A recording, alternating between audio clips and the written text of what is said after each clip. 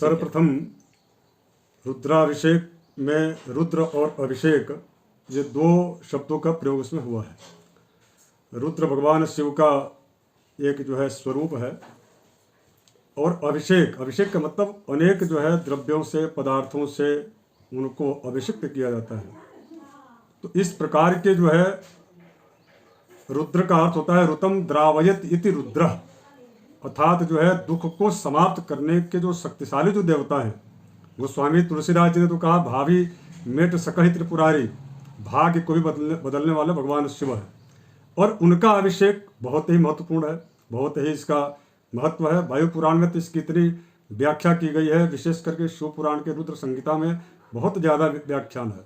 इसके अलावा अभिषेक की जो बात आती है, अभिषेक में रुद्री पाठ किया जाता है। रुद्री पाठ करने का विधान रुद्र कल्पद्रुम में बताया गया है। रुद्र कल्पद्रुम में कहा गया कि रुद्री जो है 5 प्रकार की होती है। रुद्रा पंचविधा प्रोक्ता देश कैरुत्तरोत्तरम सांगस्त्वाद्य रूपकाक्ष स शीर्षो रुद्र उच्यते। एकादशैर गुणैस्तद्वद रुद्री संज्ञो द्वितीयकः एकादश शतवीरेता विस्तृतीयो रुद्र लघु रुद्रकः।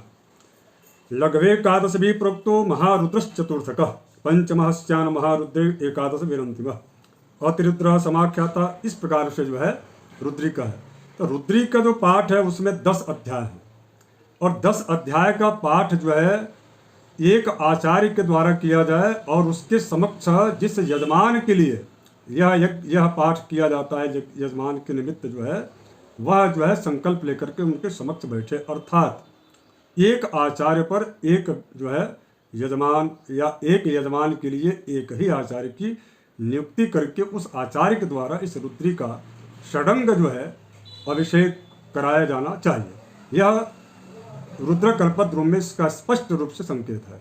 अगर सामूहिक रूप से करवाया जा रहा है तो कितने पंडित लगने चाहिए? अगर सामूहिक रूप हो या जो भी हो, रूप आप और हम क्या बनाते हैं उससे हमारा शास्त्र बिल्कुल तटस्थ होता है। शास्त्र को उससे कोई मतलब नहीं है।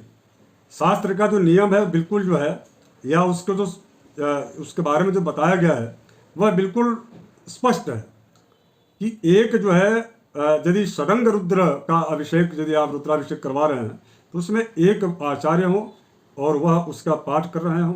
वैदिक जो सस्वर हस्त स्वर के साथ में यदि पाठ कर रहे हों तो एक यजमान के लिए कर रहे हैं, अर्थात उनकी एक ही पाठ का एक ही अभिषेक की संज्ञा मानी जाएगी। यदि कई हैं तो जितने यजमान हैं उतने आचार्य होना चाहिए, यह जो है कहा गया। चूंकि एक यजमान जब अभिषेक का जब रुद्राभिषेक महम करिष्ये जब यह संकल्प करता है तो इसका मतलब है कि वह एक पूरे रुद्री की पाठ की प्रक्रिया को वह पूर्ण करवा रहा है या कराने के लिए आचार्य से कह रहा है। कितनी देर में पूजा हो जाता है ये? देखिए, पूजा तो इसका कोई समय सुनिश्चित नहीं है। जो जिस प्रकार का अभ्यास यदि गुरु परंपरा से रुद्री का यदि पाठ वह सस्वर हस्त स्वर के साथ यदि वह व्यक्ति करता है, यदि षडंग अभिषेक हो रहा है तो उसमें जो है केवल पूजा पाठ के अलावा यानी कि अभिषेक होने के पूर्व पूजा पाठ होता है, उसके पश्चात न्यास होते हैं, न्यास के बाद से जो है रुद्री का पाठ होता है। यदि यह जो केवल रुद्री पाठ की मैं बात कहूँ तो यदि गुरु परंपरा से अभ्यस्त हुआ व्यक्ति है तो निश्चित रूप से 25 से जो है 30 मिनट या अधिकतम 40 मिनट लगता है षडंग अभिषेक अर्थात 10 अध्याय के पाठ में। यदि यही एकादश आवृत्ति वाला एकादशनी होता है तो उसमें जो है कम से कम 1.5 घंटे पौने 2 घंटे लग जाएंगे। अर्थात पूरी जो एकादशनी आवृत्ति वाली जो रुद्राभिषेक है उसमें जो है पूजा से लेकर के आरती से लेकर के सारे कार्य संपन्न होने में कम से कम 3 घंटा समय चाहिए। अगर इस विधि से नहीं करते महाराज तो कितना दोष लगता है? अब दोष का तो शास्त्र का जो उल्लंघन करता है वह तो दोषी है ही। अब कितना लगता है दोष, ये तो जो है ईश्वर की कृपा है वही करें, लेकिन ठीक नहीं है। शास्त्र का उल्लंघन नहीं करना चाहिए, शास्त्र के बताए गए नियमों के आधार पर चलना चाहिए। तो इस प्रकार का सामूहिक अगर हो रहा है इस टाइप का तो किस तरह का वहाँ पूजा पाठ की सामग्री लगती है और कैसा रहता है? देखिए, आजकल सार्वजनिक एक प्रकार से देखा जाए तो हमारे यहाँ यज्ञ भी 3 प्रकार के कहे गए हैं, सात्विक यज्ञ, रजो यज्ञ और तामसिक यज्ञ।